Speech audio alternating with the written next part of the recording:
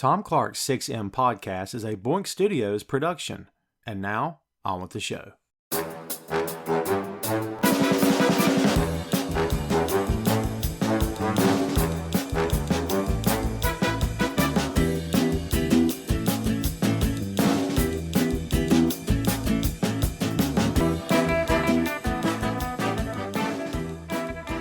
Hey, what is up? Welcome to Tom Clark's 6M podcast. I'm your host, Tom Clark, and in this episode I'm joined by co-host Phil Lindsey.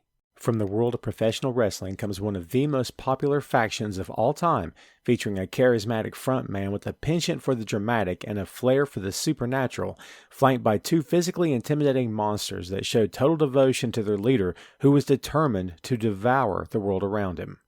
We're talking about the Wyatt Family.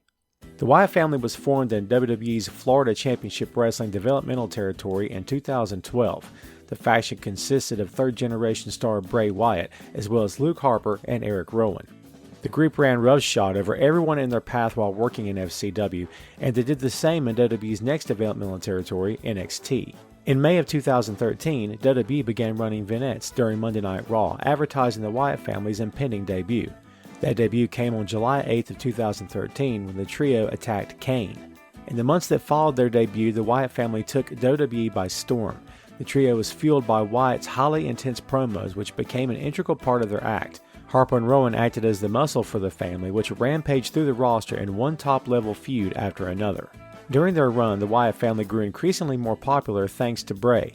This inevitably led them to a war with rival faction, The Shield, which saw both teams rise to the occasion during their feud. The Wyatt family also crossed paths with Daniel Bryan along the way, which actually led to Bryan joining the group for a short time. Braun Strowman also joined the group for a time as well, and even Randy Orton became a member of the Wyatt family, which eventually led to the group's final breakup in May of 2017. The Wyatt family did not reform following 2017. Erick, Rowan, and Luke Harper returned as the Bludgeon Brothers, Braun Strowman became a single star, and Bray Wyatt's alter ego, The Fiend, took center stage as a top heel in the company. Harper and Rowan were later released at different times, with the latter remaining out of the spotlight and the former joining AEW under his previous working name of Brodie Lee. Brodie became a top star in the company until his untimely death on December 26, 2020. The Wyatt family is widely considered by pro wrestling fans to be one of the best factions of all time. Their work on the mic and in the ring separates them from every faction that came before or after, and they remain a popular group that fans continue to talk about today. And that's the lowdown on the Wyatt family. Factions in professional wrestling are a big thing. I don't think there's any question about that. I think you just be a casual fan and come to that realization, and it won't take you too awful long to do so. I'm pretty sure they were factions long before we knew what the word faction even was. When I was a kid growing up, watching pro wrestling, watching every company I could get my hands on, the word stable was what we always used. It was always stable. It was group or stable or I don't want to say club, but I mean, I guess that's it. I mean, the word faction didn't come along till later for me, for whatever reason. But you talk about the all-time greats. I mean, the conversation sort of begins and ends with the Four Horsemen, in my humble opinion. They laid the groundwork for what a successful, big-time, money, main event faction could be. And there's been others since then. There was others before them, but no one did it quite the way they did. But when you talk about the Wyatt family, you're not talking about a Four Horsemen type of faction. This is not, here's your world champion, here's your tag team champions, here's the young guy, or here's the veteran, here's the strong guy, and he's the television champion. That's not how they rolled. Wyatt family didn't show up in limousines and limousine riding, jet flying, son of a gun. That's not who Bray Wyatt is. Not then, not now, probably not ever. And that's fine because they don't need to be that. I kind of compare the Wyatt family to old school stables. I could totally envision Kevin Sullivan in his prime either running the Wyatt family or being the mouthpiece if Bray wasn't available, and it would totally fit and totally make sense. I've been watching some of Bray's promos when this thing was first put together, when the Wyatt family first sort of stormed onto the scene, I guess you could say. And of course, they formed in NXT, and we'll get to that. But when did the Wyatt family get on your radar, Phil? Was it in NXT or FCW? Maybe at the time it still was. or did they get on your radar when they came to the main roster? They I think they got on my radar on the main roster because at that point I wasn't watching NXT regularly.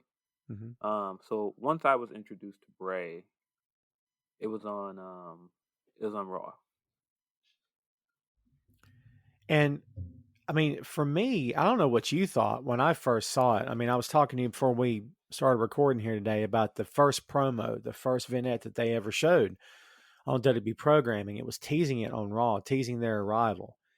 To me, it still holds up, and I still consider it to be one of the best little pieces of business that company's ever done with anyone. I mean, just the look in their eyes, the three of them together, they were young, they were hungry, they were ready to prove a point. And I can just imagine being, you know, with that camera crew, just sort of observing it and them knowing, hey, this is going to be the first thing that main roster fans are going to see. So make it count. I mean, what's your takeaway from that first time that you saw them on that promo? There's just something magical about Bray Wyatt, man. And I don't want to spend this whole time gushing about just how great Bray is and just That's how much totally fine he with me. how much he just gets pro wrestling. Because to me, he is just pro wrestling. All the thematics about it that we love, all the stuff that we loved about the Ministry of Darkness and Hmm. stuff like when Jericho made their return and they had like that vignette for him with like the countdown and the kids and all that stuff in the background. Like that's what all of this stuff reminds me of. So whenever Bray like goes away or he does like a debut or something and they do one of these vignettes, they're always so well done and there's nothing else like it kind of. They're always so creative and they're always so striking. And their debut is prime example of that. Yeah, they debuted on the main roster and against Kane because if you're going to debut against somebody to make a statement, you choose the guy that is referred to as Hell's favorite demon. And let's don't forget the fact that Glenn Jacobs is crazy easy to work with and a super good guy and very professional and knows what to do and knows how to get himself over, but also can get you over too. He's very good at that. And he always has been. There's no mystery why a lot of the big men that come through that company get paired with Kane because Kane's already been there, already done that. He can help guide along the way, teach you a few things if you're lucky. Just, be quiet and listen, and you might learn something. So it made perfect sense that they beat down Kane upon their arrival to the main roster. Use the word magical. Absolutely perfect. We're going to use a lot of words to describe Bray Wyatt here today, kids, but dude, if magical is not the best one, I don't know what could be. I mean, and you said he got it. So true because the son of Mike Rotunda, the grandson of Blackjack Mulligan. I can't say without a smile on my face because I grew up a Jim Crockett guy. Still am. And he has to get it. He is third generation. He is, I mean, it's in his blood, for God's sake. I mean, the Husky Harris thing, we don't spend too much time on that, but, that's how we first met him. And it was fine and it was okay, but he was in the Nexus and no one cared. And it was just white noise, and it is what it is. But then he goes away and has this makeover. And, to WWE's credit, which you can't say this all the time, dude, and you know this was not a WWE creation. And so it's shocking for me to say that out loud because I haven't really discussed this topic with anyone in a long time. But Bray Wyatt is not a Vince McMahon creation. No. So that in and of itself, dude, to me is pretty mind boggling considering what all Bray's done in that company. Yeah, I mean, if you want to get into, some people are like he hasn't reached the heights that he probably should have with the company. And you can make the case that that's part of why he hasn't because he's not a Vince McMahon creation. He's a guy that got himself over. He's a guy that, you know, has great ideas. He knows exactly who this character is and what their Mhm. motives are. And man, when I say I believe he is one of the best talkers in modern professional wrestling, I would not say that for many people. And I don't think that's an exaggeration here. I think he's one of the best talkers in this generation. I buy that. He's so good. He's so good and he's so captivating.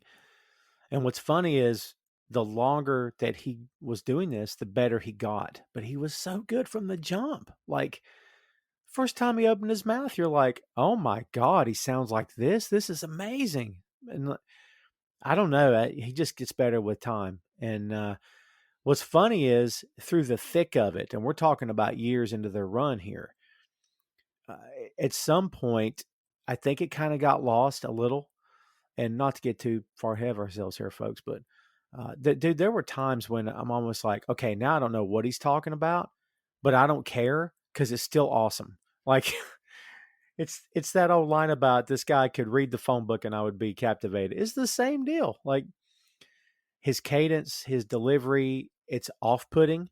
Even if you couldn't see his face, if all you heard was his voice, you'd say, okay, that guy's got something because I can hear it. I mean, and Phil, you know this for sure, that part of the deal in the business of pro wrestling is you have to connect. And we've said it here before on the show before, right? You have to make a connection. You have to make people sit up in their chair and go, okay, that's different. That's pretty cool. Dude, Bray can do that with his eyes closed, not even trying hard. I mean, it comes very naturally to him, doesn't it? Yeah, absolutely. I mean, you can give him anything at this point, and he could sell it. Um, and we've seen him in some bad storylines that really didn't go anywhere, Yeah. but he just is still so interesting, and I think that's why fans at this point want him to succeed so bad because he's such a once in a lifetime performer, and I feel like every time he comes with something creatively, he doesn't half-ass it. He always gives his all to it. Mhm. Absolutely right. And I'm still, as we record this, I'm still watching with no sound on, obviously, but I'm watching some old clips. I'm now watching the New Day versus the Wyatt family outside with all these trucks and the headlights turn on. I actually forgot about that, if I'm being honest. Finally Man, got to see the New Day in a different light. And you know, they really brought back the idea of the trio. And yes. I mean, the Shield plays into this. They play into the Wyatt family story, and with very good reason. But dude, at one time we had the Wyatt family, the Shield, and the New Day as three separate six-man tag teams. I mean, that's how often does that happen in the modern era of pro wrestling, dude? In the '80s, it happened all the time, but now it's like you don't see it too often, right? Yeah, I mean, you see it a little. You see it in New Japan. They Yeah, have oh the yeah. trios belts. You can definitely see that AEW is making a push for trios now. But like certainly over the last 10 or maybe 5 years here in America, you just didn't see it that much in mainstream wrestling. No. And it's a different type of match, obviously, with a different type of psychology and different type of atmosphere and environment. And I know guys in the business who don't care for those matches, and I know others who have a lot of fun, and they can be a lot of fun. I would imagine it's less wear and tear on your body. You get to take breaks on the apron, so that's good. But just like with any kind of match, there's psychology to it. But uh, yeah, man, watching this match, it brings back a lot of memories. I want to get to the basics of why this thing worked from the jump, which I think we kind of have to establish that before we go any further here. People often talk about what was the best thing about the NWO. Well, it was Hogan, Hall, and Nash, and you hardly ever hear, well, it was Hogan, Hall, and Nash and six. Well, it was Hogan, Hall, and Nash, six, and Rick Rude. Nah, it's always Hogan, Hall, and Nash. That's when they were the best. When you knew you were on the verge of something bigger happening than what you were already seeing. They clicked so well together. I mean, for me, and the Wyatt family has changed over the years, and now Bray's become something entirely different, which we'll get into eventually. I've got my own thoughts about that one. Hmm. But, in the beginning, it's Bray Wyatt, Luke Harper, Erick Rowan. And dude, talk about how freaking phenomenal these three guys were together. I mean, they just fit like a glove, the three of them. Yeah, I mean, man, I would be hard pressed to find three guys that like really committed to their gimmick Mm. like these guys did. And I mean, I'm sure there are, but I mean, when you think of guys that like commit in terms of the look, just the way they carry themselves, the way they spoke, it's a short list, and they're at the top of that list. It's Um, hard to find one guy that'll do it. yeah, that's what I mean. It's a really really short list, and these guys, I mean, man, I mean, to just gush over Brody just passed away, which was just Yes. a tragic tragic loss. I mean, this guy, he was tall, but he could work, and I mean, he could work so many versatile styles, man. And not to say that he diminished his style to be in the Wyatt family, but he worked a style that worked perfectly with what the other two were. And I mean, just the facial expressions he would do, just the menacing. I mean, he did so much without saying much. Right. Um, his character work in those years where he was teasing, striking out on his own, and just everything he did was just so fantastic, man.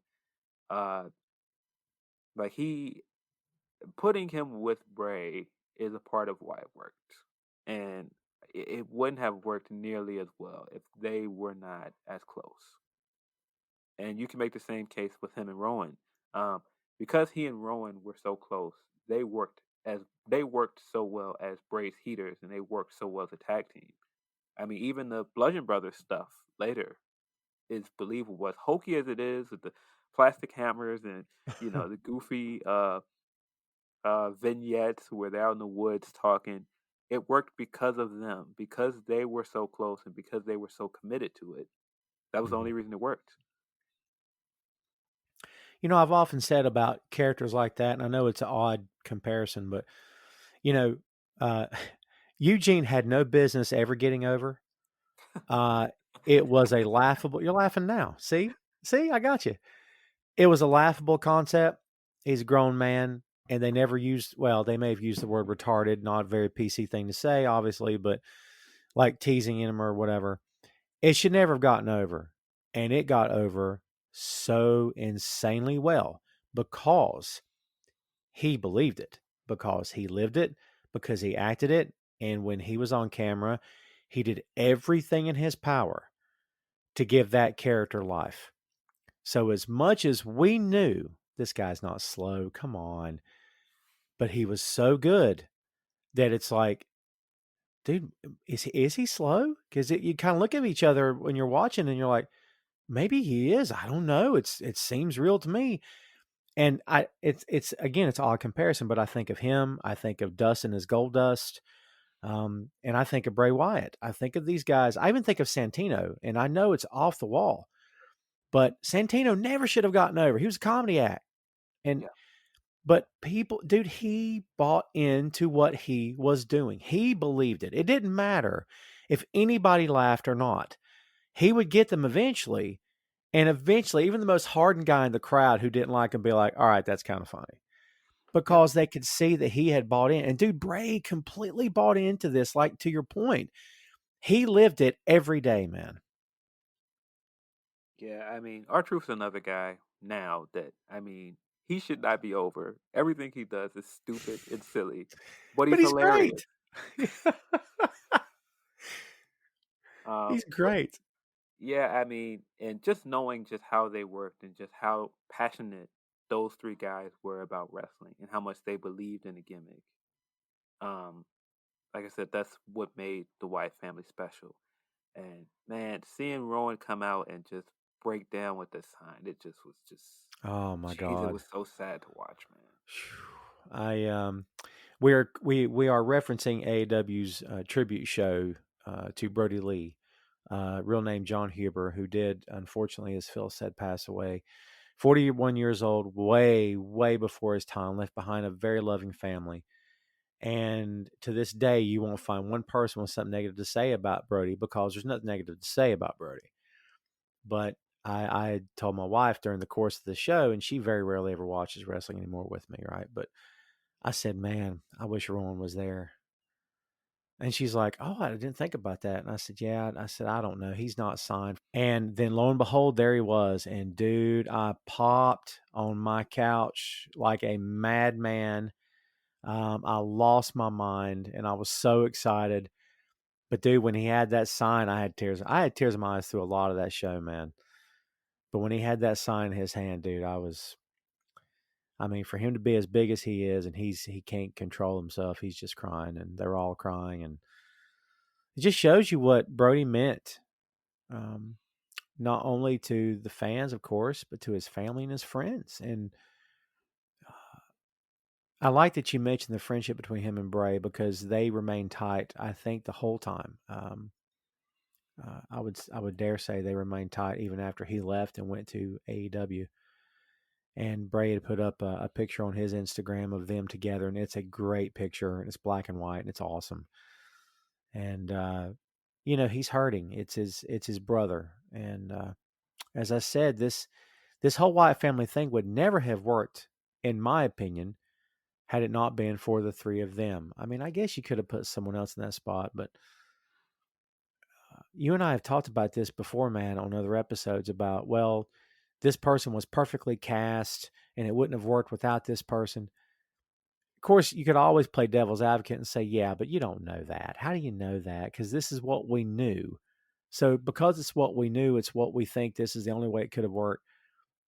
I don't know, dude. I think that the Wyatt family thing, okay, fine. Maybe it could have worked with somebody else with Bray, but because to your point, Brodie was working down to a certain degree because he was capable of so much more than what he was doing. But dude, it just, I don't know, it fit and he fit it and he brought it to life. And honestly, man, as good as Bray was, had Harper and Rowan been laughed out of the building, I don't know if this thing would have gotten off the ground to begin with. Yeah, I mean, you're standing in front of two of these big, imposing, like just tall, nasty looking giants. Like, and it's not like, because see, the other thing that makes the Wyatt family work is that the three of these guys are about as unconventional as you can think of when it comes to wrestling. None of them are body guys.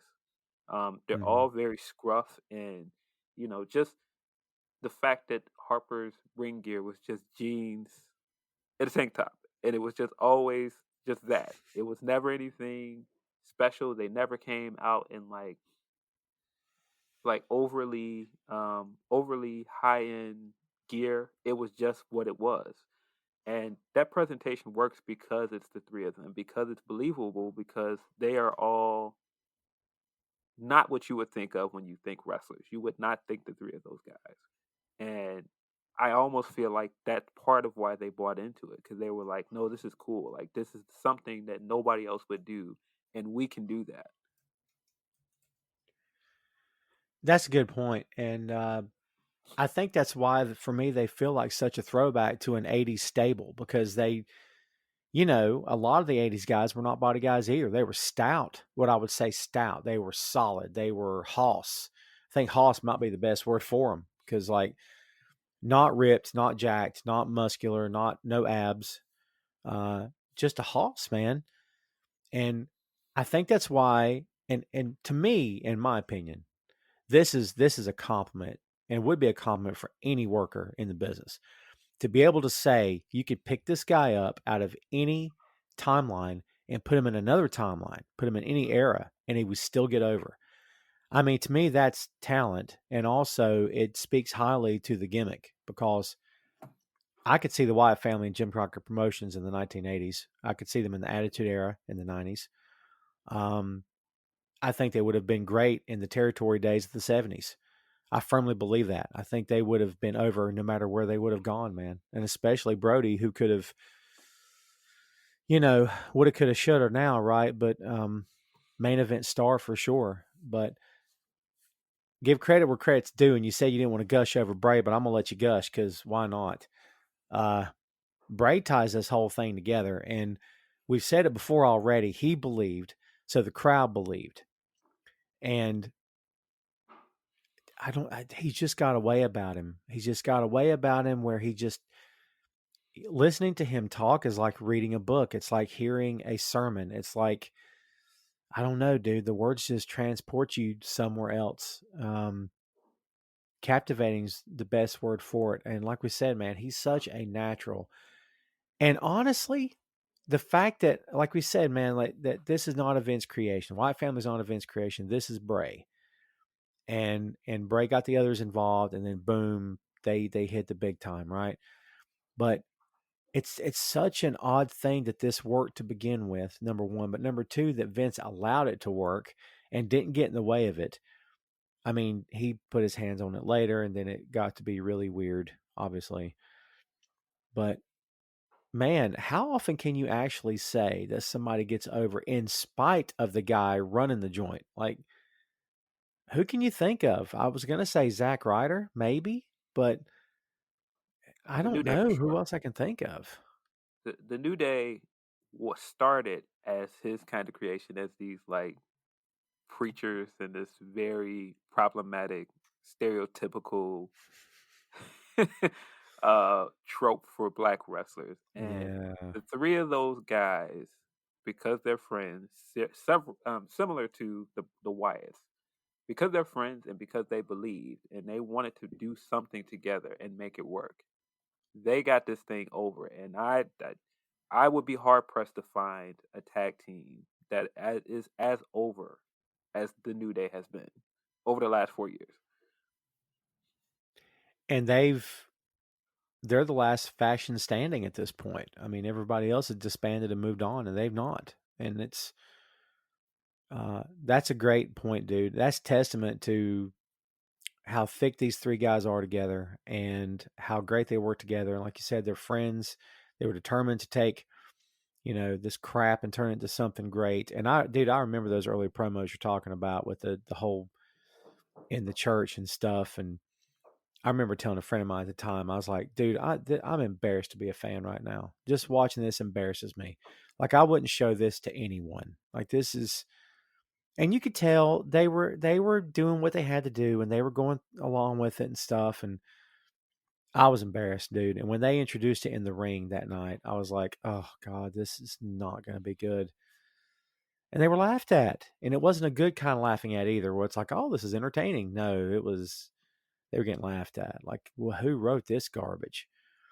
But to your point, dude, they stuck it through and they said, hey, let's just make the best of it. And, they're trying to kill us maybe, but let's come back from this. I mean, the Wyatt Yeah, family's in a different position, right? Because I never really got the sense, at least in the beginning, that they were intentionally trying to be sabotaged or anything like that. I mean, that came later. But in the beginning, it felt like they were given free reign to, okay, we're going to have you cut a bunch of promos. We're going to tease the life out of the audience, and we're going to give you great spots, and we're going to dim the lights. You're going to come out with the lantern. The whole motif, dude. Talk about the entrance. A band called Mark Crozier and the Rails did the song "Broken Out in Love," and it's by itself, it's a weird song, but dude, played with the Wyatt's entrance, it is spine chilling. To this day, it gets me. I'm like, God, that's really good stuff, man. Like, I mean, we've seen entrances before. Undertaker is the prime example, probably the best example. Who better than Bray Wyatt and Wyatt family with that entrance, man? but yeah, that's why I say they got pro wrestling. Like the thematics behind their entrance is just amazing. Just the the uh the lantern, just I mean, the theme is perfect. I mean, Hmm. I don't think you could have made a better theme song for them. Um, I mean, just the uh the allusion to Firefly with everyone holding their camera phones up in the crowd in the dark. Hmm. It just looks awesome. Every time they did it, it just was awesome. Uh, I'm sure you had the opportunity to do that as well, but I got to see Bray long before the transformation happened, which we'll get to. Um, and got to hold the phone up. It was so cool to hear that music and to see him those three come down the ramp. It's like, all right, this is the most fun thing ever. And so, all right. So look, this is WWE, of course. Obviously, we got to bring this down to earth at some point, kids. No one wants to, but hey, the facts is facts. Okay, they can be as great as they want to be, and they were. They can be as captivating as they want to be, and they definitely were. This is still Vince's house, and we know from being fans forever, this is a novelty act. Okay, this is all for show. This is supernatural hoo ha. This is entertainment. Yeah, but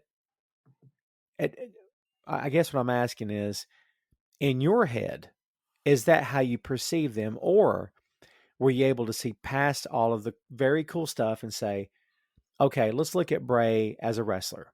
Let's look at Harper and Rowan as a tag team. Let's talk about, could Bray one day be WWE champion? Could Harper? Did your head go there in the beginning, or was it just, well, I'll have fun with this and take it for what it's worth? Like, did you see both sides of it? Well, I never thought that they needed championships to be successful. I mean, I felt like you could do that with them, but I never felt like it was something that they needed. Um, because they were just so good on their own. They didn't need anything to put them over. Um, but at the same time, it was kind of like when you look at all of the other kind of hokey, if you want to call it, uh, supernatural gimmicks that you've seen with WWE over the years. I mean, this fits right with it. And I never put them in a spot where, oh, this is campy and I can't take it seriously because, like I said, it's wrestling. Like it's such a callback to everything we know and love about wrestling. Because I mean, when I got into wrestling, um my first time getting into it was through the Undertaker, and this was like old school Undertaker, like with the tie and the urn, everything. Mm. So none of this stuff ever felt like this is like jumping the shark for me. Um, Now, I mean, I'm sure people will argue, oh, that kind of stuff doesn't work in modern wrestling. Of course it does. It works, but you can't come outside of it and point to it and make it hokey. You know what I mean? Right. Like if you poke holes in it, then the fans will poke holes in it. And I think that's what Yes. WWE started to do. When you make it into a joke and when you make Bray into someone that just talks and talks and talks, but he can't get the job done, he can't beat anyone, then he's toothless. Because that's the part of it that needs to work. Whether he's champion or not, you can't have him coming out there and cutting these long promos and then he can't beat anybody, right? Because then it's like, well, what's the point? Right. And, I remember writing the columns that talked about Bray's pay-per-view drought, um, where he couldn't win a match. Now, look, there's been so many I've written about over the past several years. Correct me if I'm wrong. Wasn't it that Bray couldn't win on TV, but he could win a pay-per-view match? Or was that, I may be getting him confused with someone else. It was, he could win on TV, but he couldn't win. I forget how it was. But no, like you said, he would cut these amazing promos, but then lose the feud. Like, Yes. Yes. you could count on one hand the number of guys that he actually, I mean, Daniel Bryan, he did win that one. Um, Ambrose, maybe. Yeah, he beat Ambrose. Remember, yeah, the way they did the Ambrose stuff was kind of silly. Um, yeah, but to me, I mean, this just goes back to what we said that he is not event creation, and you have him being compared to quote unquote the greatest event creation, the Undertaker. And Right. so when people are like, "We want this match, we want this match," it's like, well, Vince is never gonna put somebody else's creation over his because he's always gonna. If the comparison is there, he's always gonna go, "Well, mine is better because this Mm-hmm. is what I gave you. Don't you think the Undertaker is great?" So it just doesn't matter. It doesn't matter if the fans are on the side of Bray. WWE as a whole is always going to go, well, Undertaker is still one of the greatest ever. And listen, like I've heard all of the, oh, Bray is a great talker, but he's not that great of a worker. I've heard all of the, oh, have you seen his matches? Undertaker's matches aren't as great as people make them out to be. I mean, he's got some great iconic matches, but he isn't. He's not that far ahead of what people act like Bray is. I agree with that. And what Taker does, he does very well. Right. And that's the key. I don't know of anything that Taker ever did during his repertoire that I'm like, oh God, I hate when he does that. Like everything was sharp and crisp. Dude, that whip, duck under, clothesline off the ropes in Yes. midair where he rolled with it. Dude, that's one of the I got chills right now. That's one of the most compelling things I've ever seen from a big man or from anyone, period. He would hit that thing lights out, 100 miles an hour. And I'm like, how does he do that without breaking something, for God's sake? Like that's athletic doesn't begin to describe the guy, but you're right. In terms of, well, here's what we expect from a routine or mat wrestling. No, you're right. He wasn't far ahead of Bray at all, in my opinion. I mean, character goes a long way, and Taker, much like Bray, knows how to get over and knows who he is and knows what works best for him. And I think a lot where the criticism came from on Bray was that Bray didn't have that repertoire. I mean, yeah, he had the Sister Abigail and he had a few things here and there, but a lot of his matches felt haphazard, I guess. Like the best of the best have, I use the word routine, but they have the move set, right? Cena's 5 moves of doom kind of thing. Yeah. I don't know that Bray, I'm thinking right now as we speak, I don't know that Bray ever really had that. I mean, I guess because he was unpredictable and you couldn't determine what he was going to do next. Maybe that's where some of the criticism came from, because maybe that suggests, hey, well, this guy doesn't, he's not set. He doesn't have his stuff ready. He's not ready to, he's just kind of all over the place. You think maybe that's where some of that comes from? I could see that because the thing with wrestling is, I don't care how good the match is. I don't care how technically well it's wrestled. I don't care, how much people do like the quote unquote clinics and all this other stuff. There has to be something in it for fans to hook on to and go, I know that. It's almost like music in a way, right? Like if it doesn't matter how great, popular music is, it always has to have that hook that's the catchy part.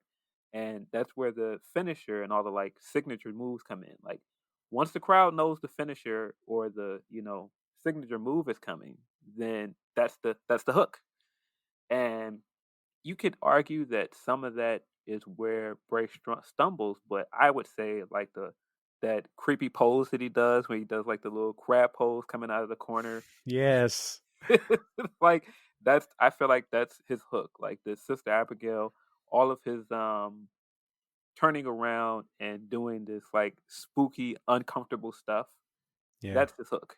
But I feel like that hook didn't work as well when he started losing because it's like, well, he's not a threat.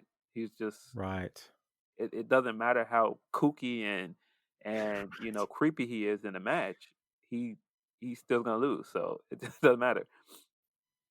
Yeah, he's no longer Freddy Krueger at that point. He's the Addams Family. Like kooky was. It's it's the best word, because then it becomes comedy. Then it becomes they're all right. Okay, so now they're thumbing their nose at me. And if listen, kids, if you want to make enemies real quick out of pro wrestling fans, thumb your nose at them. See how far it gets you. This is why the multitude of people that watch WWE hate the guy that runs it, because he has consistently, along with Triple H and Stephanie, I got to be honest, thumb their nose at the fans every chance they get. And that will lose respect. It will lose support, and it will lose the fan base. And I think it has. And I think they've done it enough times over the years that now enough diehard fans, and really the only thing that's left are the diehards. Casual fans have split because they're like, I don't like being talked down to. And I think that goes back to the Bray thing. They just started, peeling the curtain back and winking at you. Don't wink at me.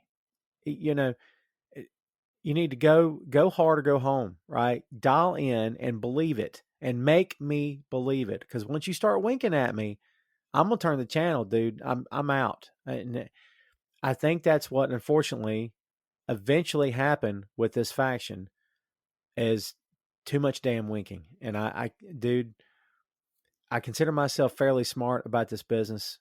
And I'm, no, I don't like that. I never said I was the smartest. Um, but like, I don't like that, man. I want to go along with it.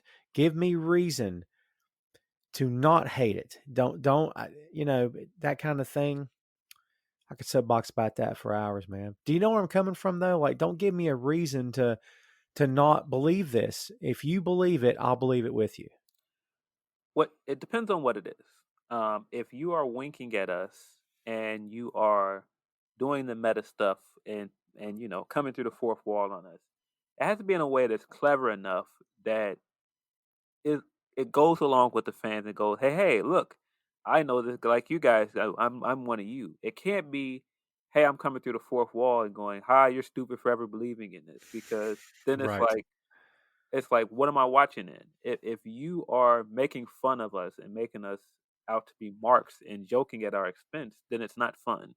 Right. But if you're doing what Bray does now and he's kind of poking at all of these things that we know about his character, and they are, in in character things that we know. They are, you know, um, continuity things that we know as fans, that he is winking through the camera and going, haha, remember this or remember that, and doing it in a clever and witty way.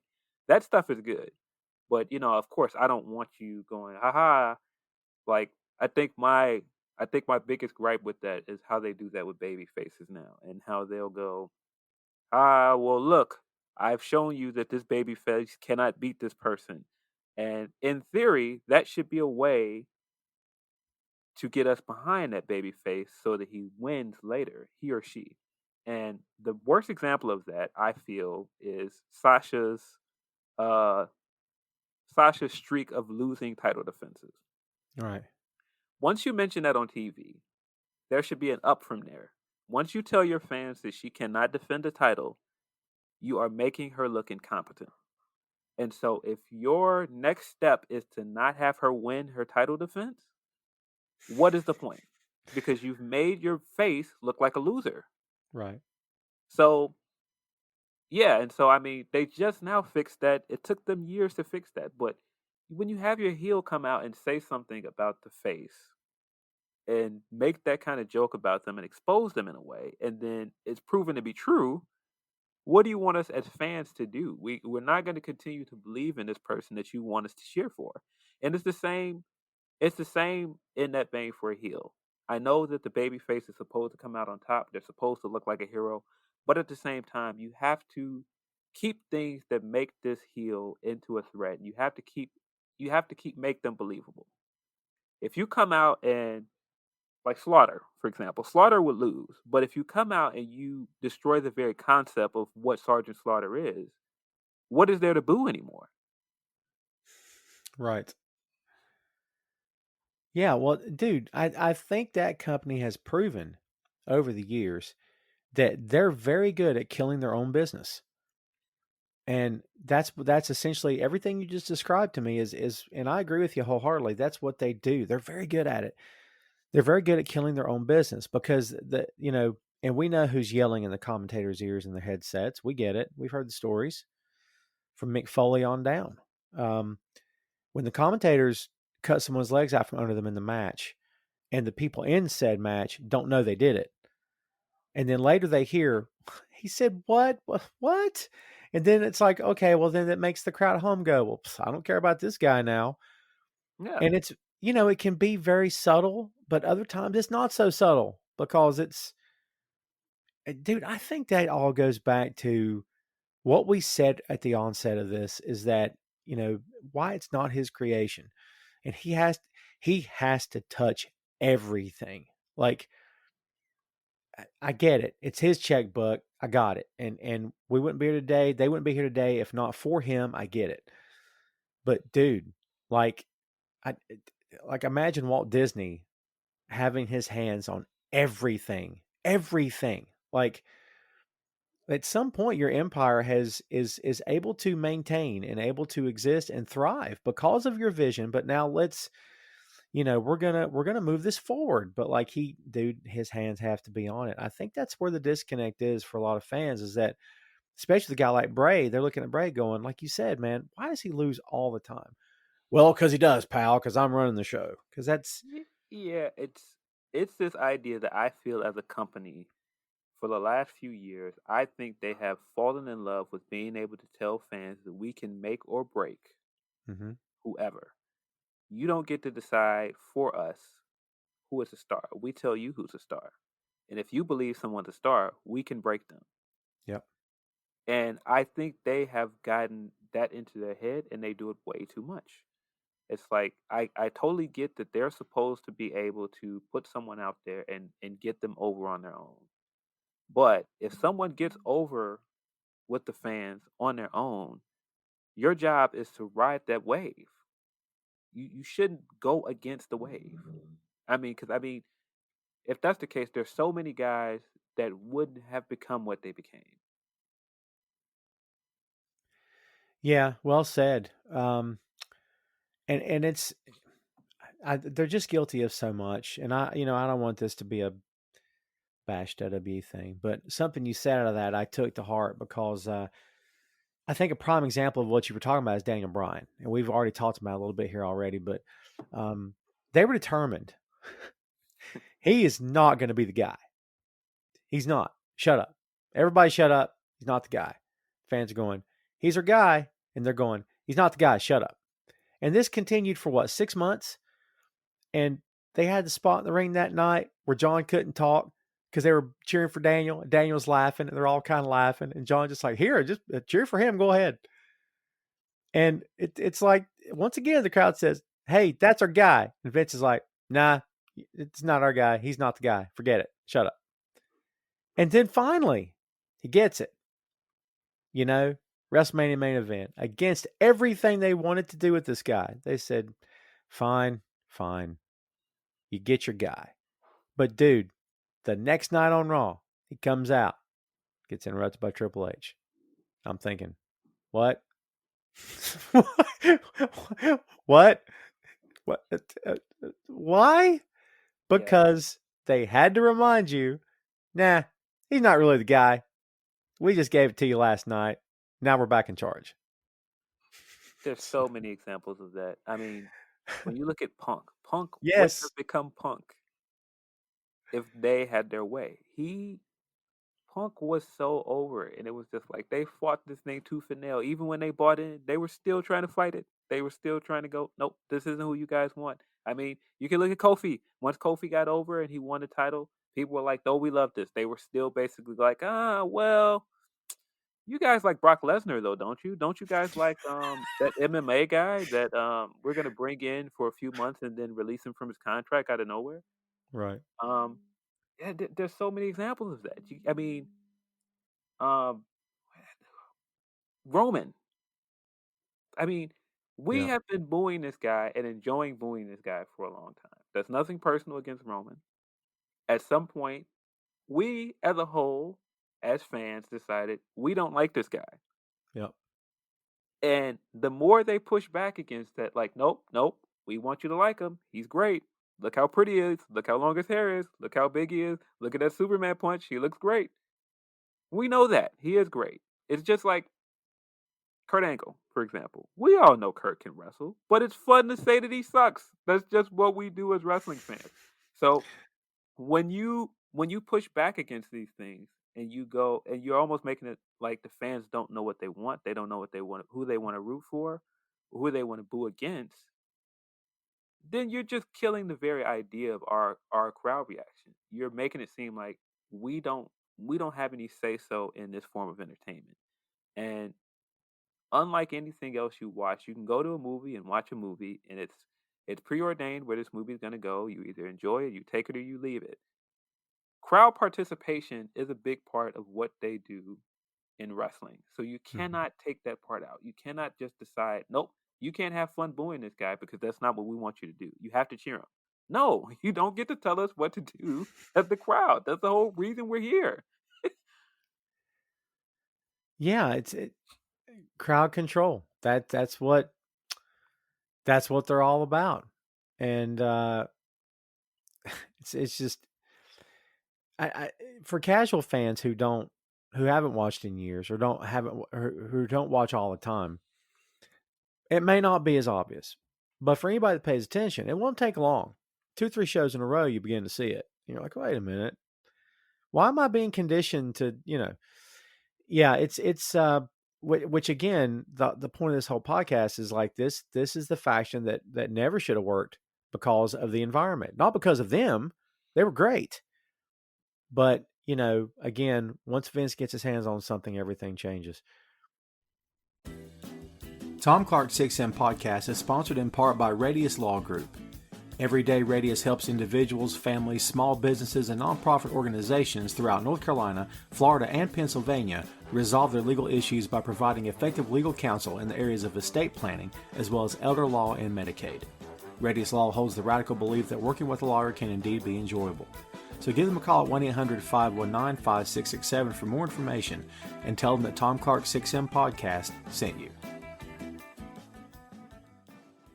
I mentioned Daniel Bryan. You can't tell the Wyatt family story without the Daniel Bryan chapter, because one of the loudest pops, and I've been watching wrestling my whole life, and I still maintain that I've got, like, in my opinion, the night that Nikita Koloff joined Dusty Rhodes in the cage against Ole Anderson and J.J. Dillon was one of the loudest pops I've ever heard. I mean, to this day, it holds up because it's deafening. It's deafening. And right up there for me is the night that Daniel Bryan turned on the Wyatt family in the cage on Raw. I mean, it was, dude, I can't watch it without getting chill bumps, man. Like, and they did the whole thing where Daniel joined the Wyatt family and he was wearing the coveralls and trying to look the part, and he had this scraggly beard. And then it became, wait a minute, he's messing with them, because we kind of thought he had joined, right? I mean, it was like, okay, well, they're going to go this way. That's different. But then he started doing those things, like he was screwing up in matches, and he was admitting that, okay, it's my bad, it's my fault, and stuff like that. I'm thinking, okay, this is going to be a swerve. But dude, that pop, and I'm telling you something, that pop had as much to do with Daniel as it did with Bray. Because had Bray not been effective and a great heel and a great everything, nobody would have cared if Daniel would have turned on him in the first place. But man, it's got to be in the Wyatt family story in the top 5 best moments that faction ever saw. Man, but see, that's when I say, when you look at all of the things that make the three of those guys work together, and just how unconventional they were, and just how their belief system worked, and how much they love wrestling. I mean, that describes Daniel Bryan to a T. I mean, Yep. just how unconventional he is, because he's a smaller guy, because he wrestles such a technical style, and everything that goes into what we love about Daniel Bryan is why he worked well with them, because he understood all of the subtle nuances that they were doing with their character work, and he brought the same thing. A part of that pop when he turns on them is just like all the nonverbal stuff he was doing, and he's just standing there and looking around. He's making Yes. facial expressions, and he's doing like the heavy breathing. It's amazing.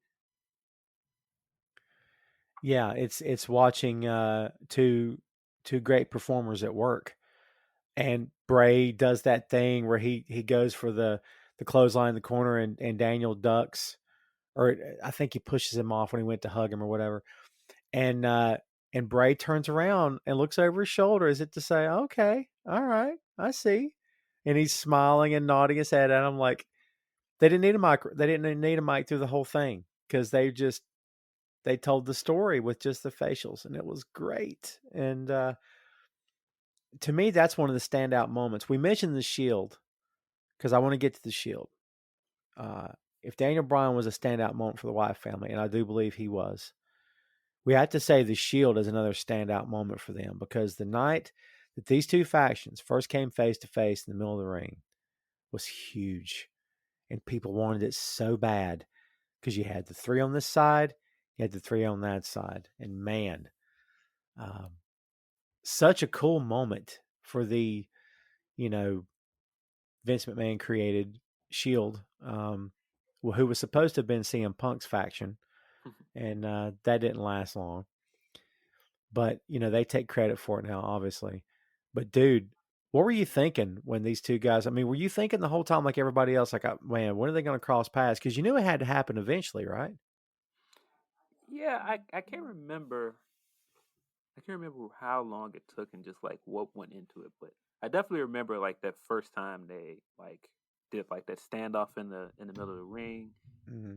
And man, it just seems like such a different era because we haven't seen like a live wrestling show like that in so long, and just Right. how much the crowd was into it.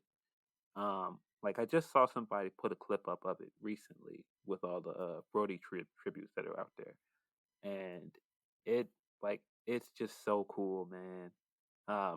When the Shield were at their hottest, I mean, man, they were it. Like you could just see it. Those guys were just they were stars. And I would say once you put them against the Wyatts at that point, that was like the hottest the Wyatts had ever been. Mm-hmm. Yeah, and it was striking at the right time. Yeah. I mean, you couldn't have done it at a better time, and fans wanted it. I wanted it. I couldn't wait to see what they were going to do because I kept thinking, okay, Bray Wyatt is a major, and Jim Ross called him this for a long time, a major character babyface. And I agreed with that. And I don't know that I would have said it in those terms till I heard him say it. But that's exactly what he became. And independent of Harper and Rowan, who could have went along with the turn or not. But Bray was money.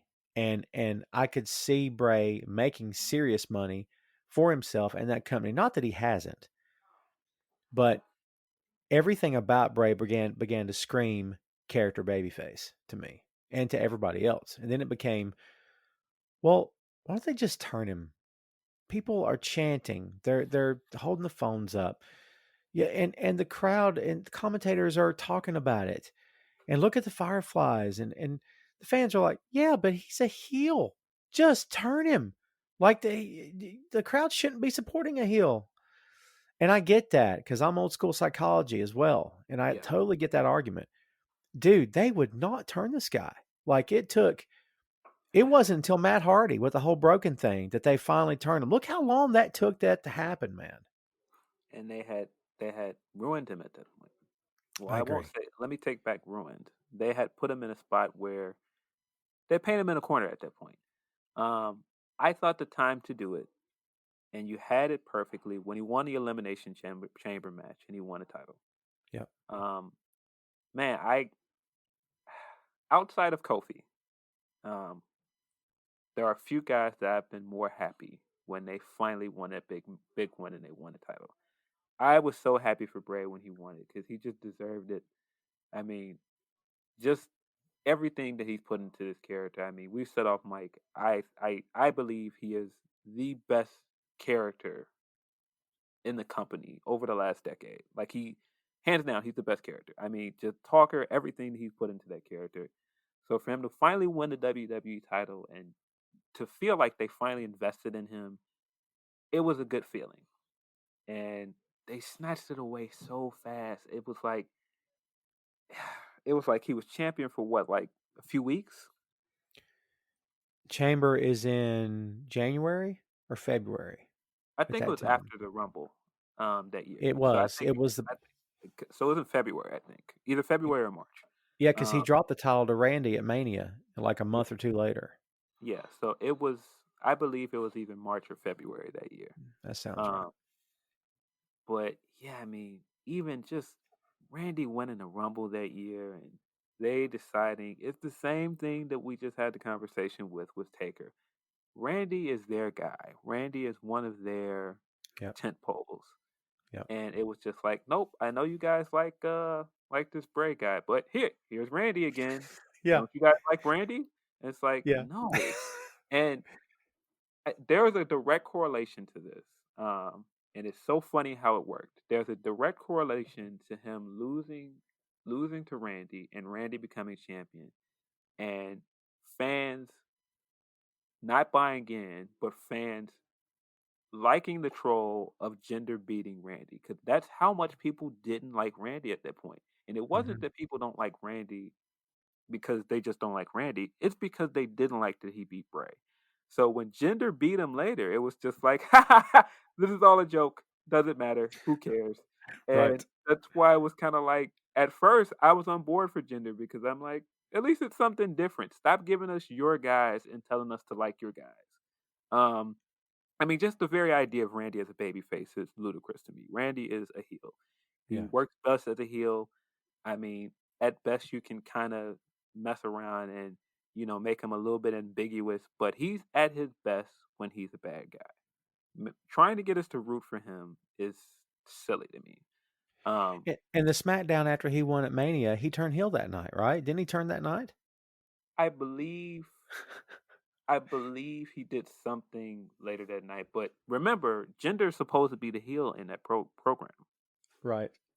so yeah, but it just like that was the time to me. You should have let him have the title and let him run with it.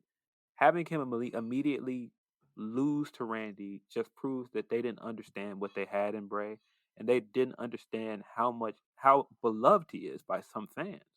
Um, and I mean everything after that was just a cobbled mess. Like I mean, all of the stuff with Balor was just all over the place. I mean, you had something that could have been cool there in the Demon King versus Bray, but at that point, you've made Bray look like a loser, so it just doesn't matter. It just like I, it, it's just it's hard to understand how bad they fumbled everything with Bray. And it boils down to what we talked about. It's like, nope. When it comes down to it, if it's somebody that's their own creation against somebody that we want to be over, that guy is going to win. And when it comes to Bray, during that time, because I'm thinking a lot about what you just said. Um, and again, you're right about it. Okay, this is our guy. This is what we want to have happen. This is not your guy. That kind of thing. The whole thing with Randy with the Wyatt family, and I would have to say this is part of their story. It's another big moment. Maybe not an earth-shattering moment, but another big moment. And I want to get back to the Finn thing in a second, but um, we all knew Randy was going to turn on him, and I interviewed Randy in the middle of that storyline, and I brought up to him. I said, "Look," and I didn't ask him because you're silly if you ask. They're not going to tell you anyway. So instead of asking, I just said, "Hey, man, a lot of people have." Fans all over the world thought this was all nonsense. It was a swerve. You were doing it to screw Bray over. But now that you guys have been together for a few weeks, and dude, they were getting over with Randy and it was getting big and they were solid and they looked good together. I'm sorry. And like Randy even talked to me in the interview about wanting to change his gear. He talked about getting gear to match Bray and match the Wyatt family. And I'm thinking, oh my Wow, God, are we going that far with this? And dude, I don't know how you felt about it, but several weeks into this gimmick, I'm like, I can't believe this is working for me, but I kind of dig this. What'd you think about it? man. But see, the stuff that was working was because of Luke, man. The stuff with Luke looking across it at Randy and going, "What is this guy doing here? He doesn't belong here. He's not one of us." Right. And it was all the nonverbal stuff, the stares he was getting at him, just staring daggers through Randy every time they were on camera together. All of that stuff was fantastic, man. And yeah, to me that was the feud. I thought I thought Luke versus Randy was the feud. Um, but for some reason they just had to make it Luke versus Bray, and I just didn't want that. I just didn't have any interest in it because I knew Randy was gonna win. Um, But I just think you had a chance to do something cool with Luke and elevate him at that point, and they just didn't do it. Why do I want to say that he pinned Randy in a singles match? Am I remembering that wrong? It seems like he had a big win, but I Something can't happened there. remember. Maybe I'm wrong about it being Randy. Something happened there. I can't remember what it was. But yeah, I'm with you. Part of the backstory of that whole thing was him not staring holes through him and saying, and yeah, he. he ain't supposed to be here, that kind of thing. Even though Brodie was not a redneck, and that became a bone of contention with him, right? Because it's almost like Vince started looking at him, like, well, they're rednecks, pal, and it's like, no, I'm from Rochester, New York. I'm not a redneck. I'm not a hillbilly. This is just a gimmick. And I'm thinking, you mean the dude in charge doesn't know? Like, and dude, he legit didn't know. He didn't know, which is beyond shocking to me. I don't know why it is, because it's silly to be shocking anything from that company anymore. But yeah, like he didn't know the background at all. And I'm like, okay, great. But dude, I'm with you. There were instances, there were moments that they could have elevated Harper. And you know what? Not for nothing here, but isn't the point of a successful faction to elevate the guys in the faction? Right. You know, like And Harper and Rowan should have been main event guys after this thing got red hot. Don't you think? man, and when you look at this is again just a testament to how great Daniel Bryan is.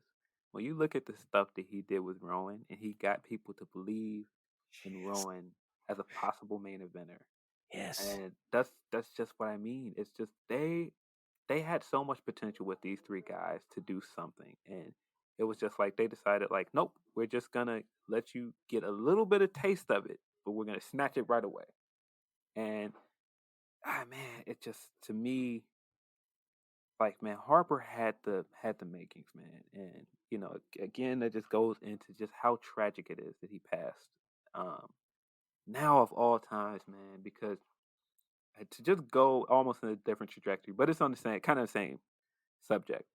Mm-hmm. There's a picture that I posted the night he passed of him holding the AEW championship, and it's like, man, I just felt like he was going to do it. Like I felt like eventually he was going to win the title because he had proven so much in those 6 months or so that he was with AEW. Just the match with Cody, the match with Mox, and just proving that he could do it, proving that he could be a main eventer. And I just felt like it was only a matter of time before he won the championship. And I was like, man, it just has been such a long journey with him. And he's finally in a place where he can do his own thing and he has freedom to, be in this character and prove to people that he's a great talker. And he just passed away. It just was such a terrible feeling. Yeah, he did seem to be on the verge, and the whole Dark Order stuff. He took that gimmick, which was, I mean, awful in my opinion. It just did not have legs. I couldn't figure out what they were doing, and to their credit, they've gotten a lot better as performers on live TV. They really have. All of them have. But he saved that gimmick. He Yes, he completely did. saved it, and it's just because all the people that he handpicked to bring into this thing, and it's exactly what Bray did for him. I mean, when you look at the fact that he went somewhere else and he did the same cult leader gimmick, and he wasn't following anybody, he was doing his own thing now.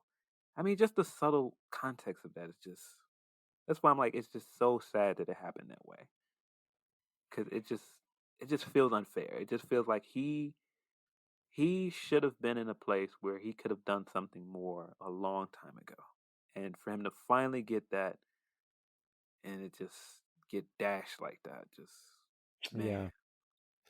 And dude, in another reality somewhere in the multiverse here, AEW and WWE cross paths on live TV, and Brodie Lee, as the leader of the Dark Order, stood toe to toe or nose to nose with Bray Wyatt of the Wyatt family, and gave him the once over up and down and said, "Looking good, Bray.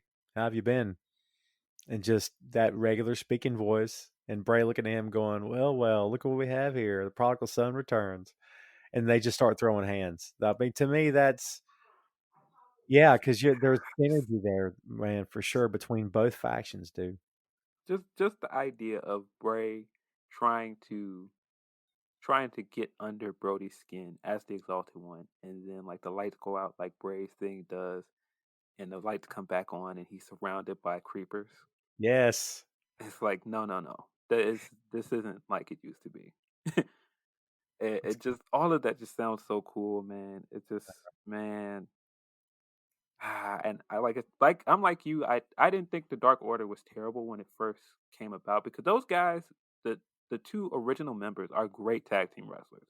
Right. Um, so I wanted them to succeed as a tag team, but just seeing everything they've done this year with Brodie and just bringing in all of these other members, it's been fantastic. And man, it just goes to show that if you give a lot of these guys a chance and you give them something to invest in and something to believe in, like the Wyatt family, then they can soar with it. And I think this was the same thing here. He found something in the Dark Order that he could sink his teeth into, and on the surface, it might be a little silly, it might look stupid, but he bought in, he committed to it, and I think that's why fans wanted to commit to it. And he believed, so we believed. And it goes back, Exactly. it's back to that mantra of if the guy or gal in question can't sink their teeth into it, can't get a hold of it, doesn't understand it themselves, then it's train wreck. You're not going to believe it. So why would you care?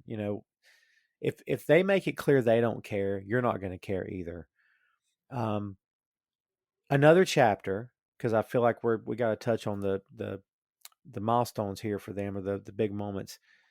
The newest member of the Wyatt family that came down the pike, Braun Strowman. Strowman tends to elicit very different opinions from very different fans. So, what's your take on Strowman as a member, the black sheep of the Wyatt family? Do you think it was a good fit? Did they need him? Did he bring something different? Was he just part of the crowd? What'd you think about that? I thought he brought something different, and I I mean, there's no denying that the visual of the four of them is extremely imposing. I mean, like before you have Bray with these two guys behind him that are just scary giants, and you have an even bigger, scarier giant behind him now. Like you've got these three tremendous heaters behind them, so they look like a force. Now, did they need him? Yeah, maybe not.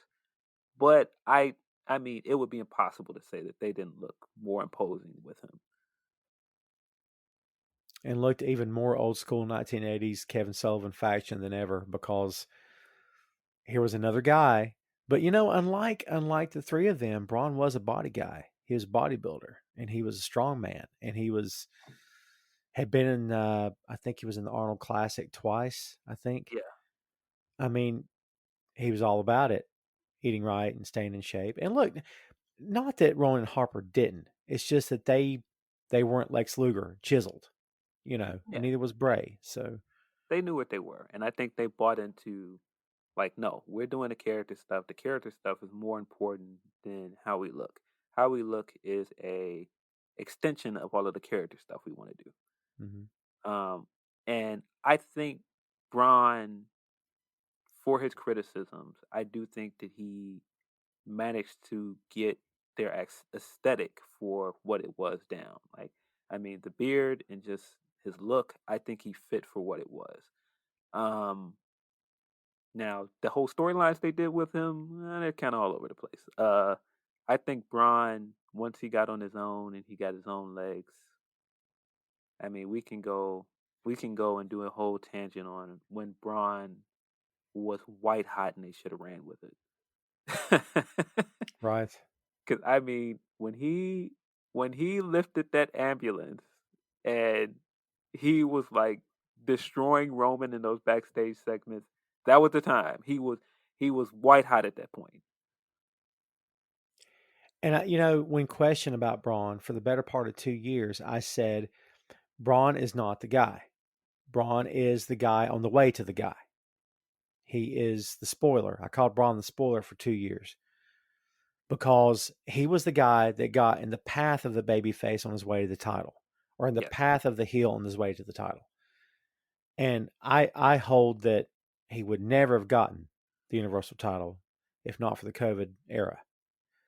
That they pulled the trigger because they had to, and that's how they pulled it because it was supposed to have been Roman and Goldberg, but instead it was Braun and Goldberg. So that Braun was the next best guy, and then they took it off him as quick as they could, right? So you know And it's Well, no disrespect to Braun, but I don't know, dude. It just feels like they've never really seen what fans have seen, you know? I agree. But to me, once you knew, 'cause the thing is, we all know, once you understand that Roman is their guy, we all knew he was never going to beat Roman. He was going to get some triumphs over Roman. He was going to have moments with Roman, but he was never going to get the big win for a title over Roman. But that's why when Roman went away with leukemia and you make that match with Brock and Braun, Braun should have won that match. You made Braun. Right. I mean, we can go on and on about how they've cut people's legs out from under them for Brock. Um, yeah, Brock, Brock is Brock. Brock is always going to be a star. He's always going to be a draw. He doesn't need a title to be that. And having Braun beat Brock wouldn't have done anything to Brock. He's still he's Teflon. You can't do anything to diminish No, Brock's mystique at this point. no, not at all. Not at all. I totally agree with that. Yeah, and I've believed that for a long time.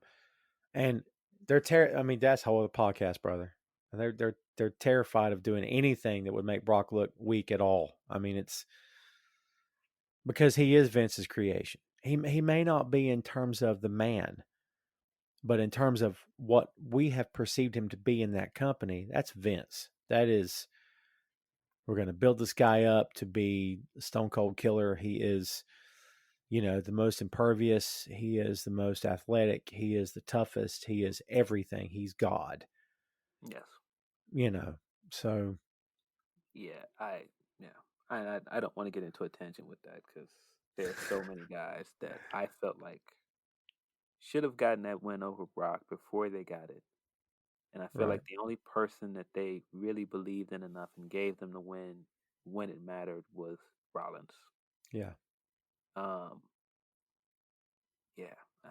What But about and this off topic, but what about the night on the way to Mania when he was going to work, maybe was it Mania when he worked Ambrose?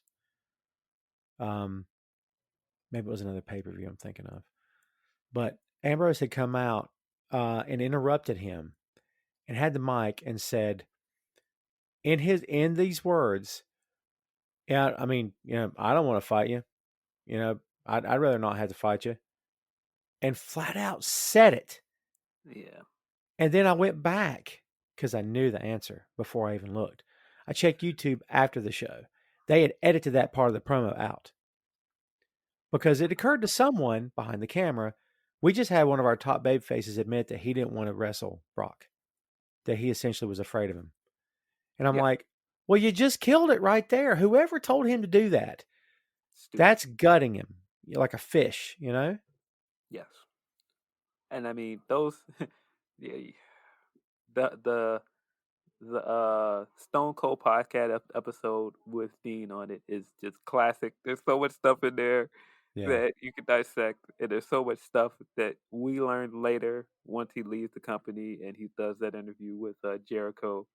It, you could tell that Dean was just like, "Yeah, I know what this is. So let's just go through the motions with it. Let's just get it over with." Right. Well, out of the ashes of the Wyatt family comes the Fiend. And I don't think we want to go another hour, but we sure could. Um, okay, so you're either going to feel a certain way about Bray as the Fiend, and I don't know if a lot of people go, oh, it's all right. Usually, it's I hate it or this is awesome. So hard to transition from a great, trio and then quartet as the Wyatt family to the dude in striped pants and the clown mask, but is this a natural evolution for Bray Wyatt, or is this just hocus pocus? This is Vince putting his hands on it. What say Well, you? the Fiend is Bray's creation. Hmm. Um, he's been laying the seeds for the Fiend. If you believe in like all of the stuff that he puts out there, he's been laying the seeds for this for years.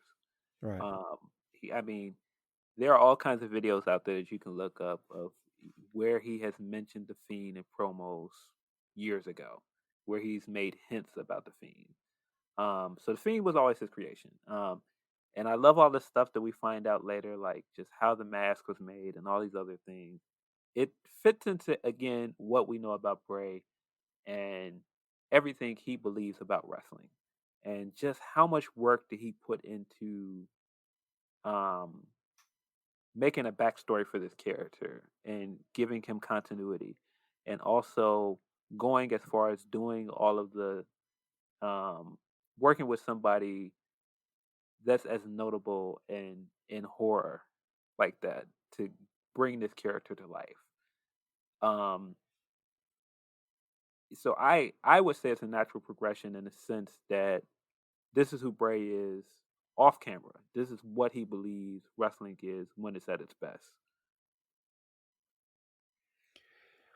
I, I respect the fact that that hopefully, as you said, this is more Bray than Vince, which is still a shock to me. And it makes me wonder now, what kind of place in Vince's heart does Bray have? Because we've always heard for years that Shawn got away with what he got away with because Vince loves him like a son. Because it's Vince saw something in Shawn that he saw in himself as a younger man, and Well, that Shawn got away with murder. So, what kind of place does Bray have with Vince? I wonder. well, to just go back to what we said earlier and how you know it's Bray's creation. Look how he lost. Having him lose to Goldberg is Mm, totally a Vince thing to do with something that he doesn't understand. very good. Um, and I mean that disastrous Hell in a Cell match. Oh my God. That's another one. That's perfect example of I don't understand what this is, but I see that people are cheering for it and booing for it. So let's put it in a big match, but I don't understand why it's in a big match. And I don't understand that the Fiend doesn't need a title. Um, so I never believed that it was. I mean, everything I know from what I've read online about the Fiend, it's definitely Bray's creation. And once you look at like that kind of stuff, you know it's his creation because they just have. I mean, look, he just lost to Orton again. He's just- Right. it's just like it's just like deja vu. And I mean, I'll give you the optic of that match was great. The visual of that, I'm of course talking about TLC. Right. Um, the visual of how he lost at TLC is great, and I'm assuming he'll be back in some other form later. But man, the Fiend when he first debuted it, I don't know how far you want to dig into this, but when he first came back with like the Firefly Funhouse and he's doing all of the Mr. Rogery wink wink look, I understand continuity and he has all the puppets that are allusions to his character and the building blocks for his character. All of that stuff is so smart and meta, but it's kind of like, okay, where are we going with this? And then when you introduce the Fiend, it's like, oh no, this is cool. Like his debut at SummerSlam is one of the coolest things in recent memory to me. Like the whole entrance, his the fact he basically squashed Balor, all of that stuff was so cool. And I'm like, okay, now how are they gonna do this? How are they gonna keep this up? And of course, we said where that went. He loses to Goldberg in Saudi Arabia.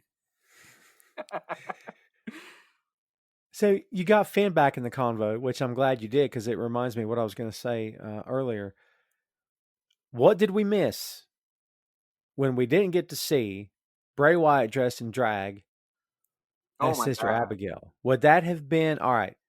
I believe if anybody on the planet could have pulled that off, it would have been him. It would have been the creepiest thing you've ever seen.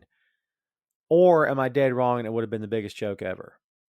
I think we dodged the bullet because remember when that didn't happen, we got that awesome Finn versus AJ Styles match, Right, which was also right. TLC. Um, which we never saw them in a ring again. WWE is weird. I don't understand. You got four of the most popular Bullet Club members on your roster, and you kept Right. them away from each other. But let's not jump down that rabbit hole.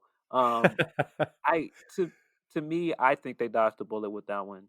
I think that Ray and Balor feud was dying a slow death. It had gone on too long at that point. Very true. It was time to move on from that, and I think that was a blessing in disguise that he ended up getting the mumps or whatever he got at the time. Yeah. So yeah. Uh, but I think the Fiend did wonders for Bray at that time, and it did wonders for Balor too, because we got him to finally turn heel and do some other cool things. But man, it just seems like there's so many cool ideas that Bray has, and there's so many things that if he could just get someone that's above him to believe in him too and go, no, this is our guy. We should be making him one of the top characters on our show. And I mean, don't get me wrong, they do believe in him to a degree because he was a focal point on the shows. They gave him 2 title reigns with this character, but I just don't feel like they get. I don't think they get what makes this character tick like Bray does. And I mean, And that's clear as day with the Goldberg stuff. That's clear as day with even some of the Cena stuff. I mean, they let him have free reign with the Mania match, which I thought was fantastic. right. Talking about the cinematic with John, Yes, that was very different. I mean, the cinematic era, I guess you could call it now. Um, does it feel like Bray's a lifer to you in that company? Like this is it. I'm not going to work anywhere else. I'm starting to feel like he is. I thought he's one of those guys that could definitely use a change of scenery. But it's weird because his character is so ingrained in WWE at this point. It would be hard to imagine him somewhere else.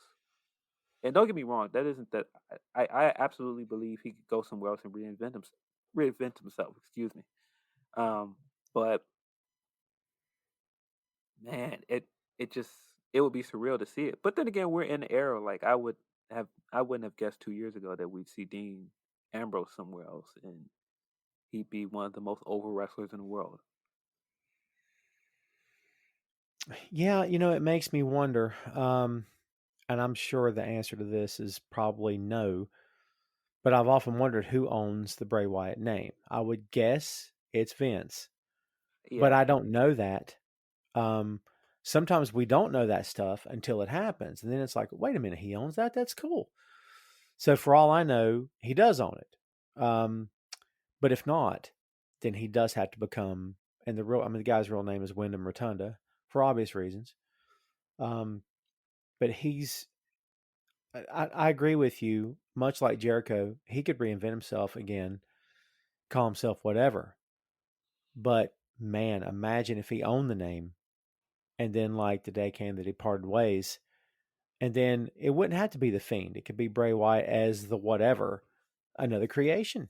And like, I'm crazy intrigued by that, but it does feel as though he is, always going to be a WWE guy. That's what it feels like to me. yeah, but he just is one of those guys that he's one of those guys that doesn't fit the corporate mold, but he's in a corporate mold. I mean, once you start selling Fiend belts, it's like that just goes against what the Fiend is. It's like, why Yeah. do you need to sell belts with his face on the front? It's like once you try and homogenize everything, and you try to make everything into a selling point, it just everything doesn't have to be that. And I get that that's how the company works because everything is in the pursuit of making money. But I just feel like a lot of what Bray does works outside of that. And the Fiend is a perfect example of that. I don't feel like the Fiend needs to be any of those things that we see the quote unquote face of the company be. He doesn't need to be on all of these, merchandise. You can look at Retribution is another example of that. Retribution could work, but once you start overproducing it and giving them like stylized font and giving them their own like overproduced um entrance, it's like, well, what is it? These guys are supposed to be anarchists. Are they anarchists or not?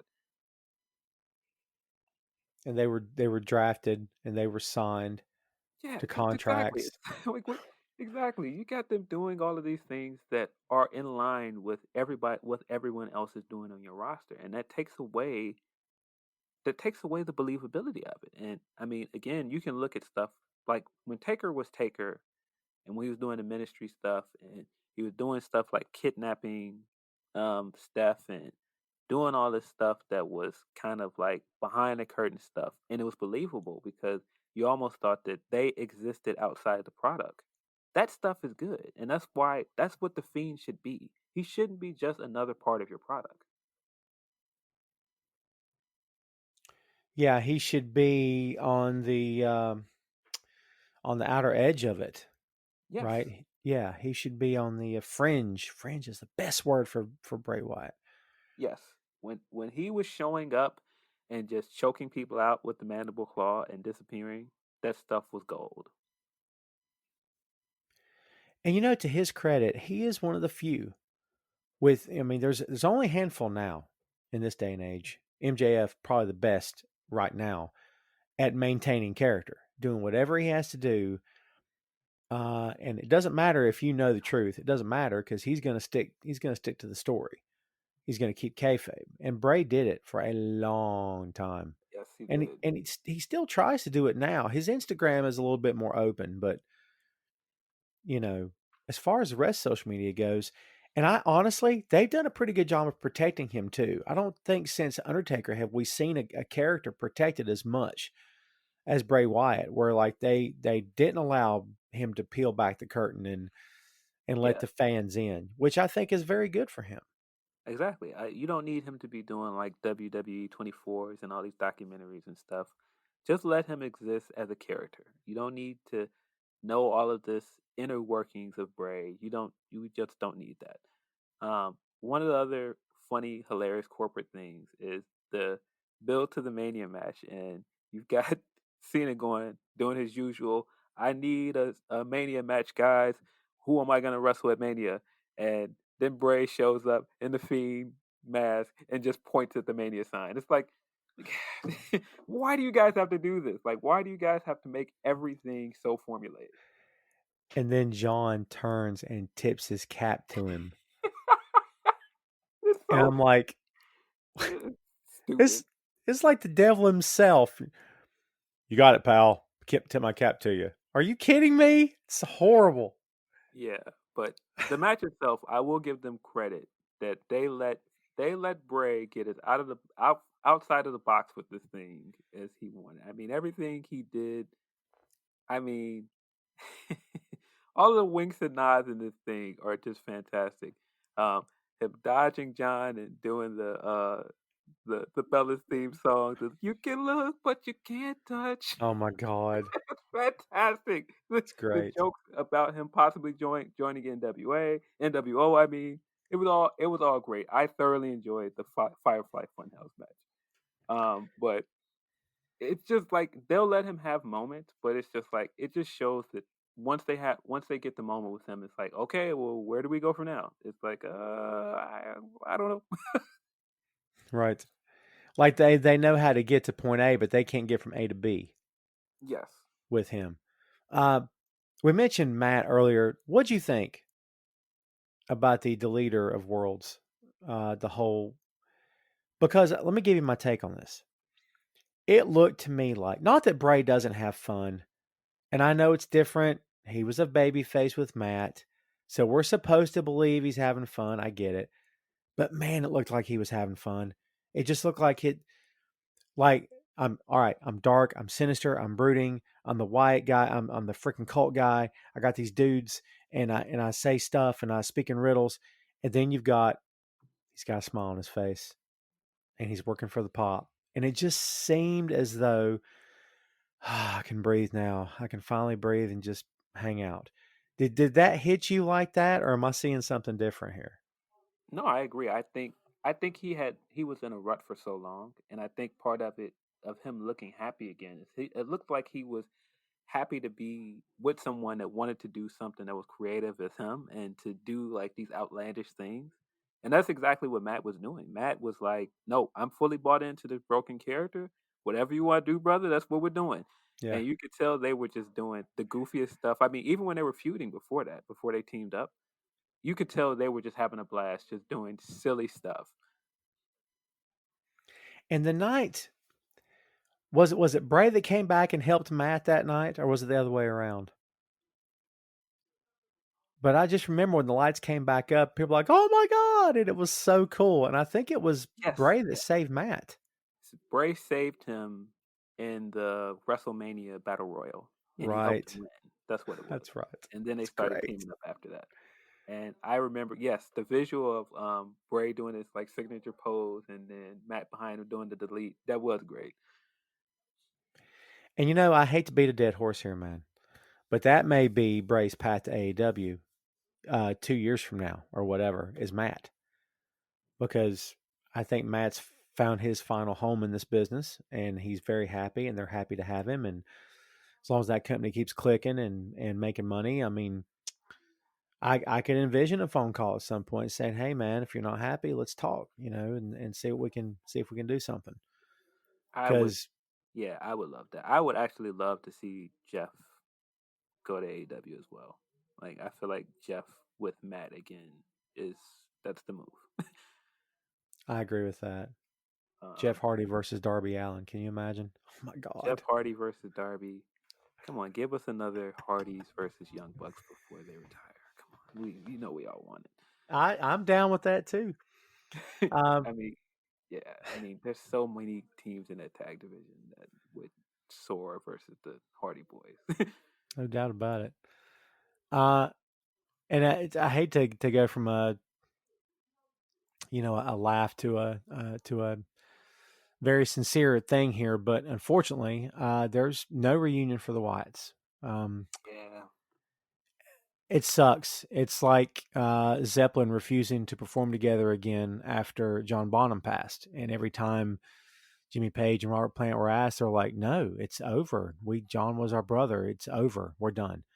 Now, of course, they get together years and years later with John's son Jason on drums, and it was very cool and very awesome. They sounded great, but it's Strowman, Rowan, Wyatt. Nah, it's not the same.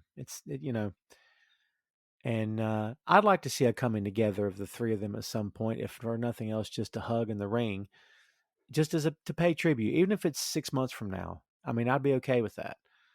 But you know, the Wyatt family as we knew it will never happen again. And dude, that's once you start to get that in your head as a fan, you just get even sadder than before. Like, yeah, Bray's not going to have a chance to talk to his brother again, to his best friend, and this guy he traveled the roads with for years. These two guys. I mean, it's a very solemn thing to think about, man. it is. But at the same time, that just shows the legacy that they've left on wrestling. Um, we can make all the bones about how WWE squandered it, but I think they definitely left their mark. Um, and just the fact that Brodie was able to go somewhere else and thrive off of what he did with them. It wasn't exactly the Wyatt family somewhere else, but just being able, you can see that he learned so much from that time, and he took that somewhere else. Um, that just shows the mark that it made on his career. Um, it's it's very bittersweet because I mean, just the fact that he didn't get to go further with that man and go other places and do other things. Like he talked about for years wanting to do New Japan, Oh yeah, and he just never got to do it. I mean, just the fact that Sting was on the top of his list, man, and Sting just got there and he never got to wrestle him. All that stuff is just so sad. yeah. It's I mean, obviously, we may have done a Wyatt family episode at some point. I mean, because it's an interesting topic and it's fun to talk about. But Brodie's passing, and I refer to him as Brodie. I see a lot of fans referring to him as John, and that's okay. But like, I didn't know the man, so I refer Yeah, to him by his working name, and maybe that's old fashioned of me too. I don't know, but um, like I don't. I mentioned Ambrose by name a few times in this show, but because that's who he was then. But if you ask me now who's in AEW, I say it's John Moxley. That's it, because that's who he is now. And right. you know, again, we may have done a Wyatt family episode at some point, but I would say that Brodie's passing has escalated the timing of it. I'll say this: what a ride it was, and looking back on it now, some great moments for the three of them, not just Bray. But sum it up for me, man. Tell me what you think. Give me your last word on the Wyatt family. I think Wyatt Family is going to go down as one of the best trios in wrestling history. I mean, that sounds pretty big, but I think they left their mark for what they did during this generation. I think they're definitely going to be guys and women and be just other wrestlers from now on that, take their cues from them and take their cues as far as character work and thematics that they did, because they just excelled at that. Absolutely. And I'm telling you, man, for anybody listening to this show, a must-watch moment is the first Wyatt family promo. Because again, young, hungry, a lot to prove, want to make the best impact possible, wanting to really get themselves over as a trio and as individuals, as a unit. It stands the test of time. The whole promo does, and a lot of stuff they did stands the test of time. And I'm with you on what you said. I think they'll go down as one of the best 6-man tag teams of all time, and deservedly so. They did a lot to earn that moniker. They did a lot to earn what they got. And you can say that Harper and Rowan wouldn't have made it without Bray, but I would dare say that Bray wouldn't have been as impactful as he was without Harper and Rowan. So the three of them made it work. You need each band member to make the song. And they had a great band. And I miss the band. And I miss Brodie for sure. And that is the Wyatt family. Hey, thanks for listening to the show. Check out our social media on Twitter, Facebook, and Instagram at 6M Podcast. We'll see you next time.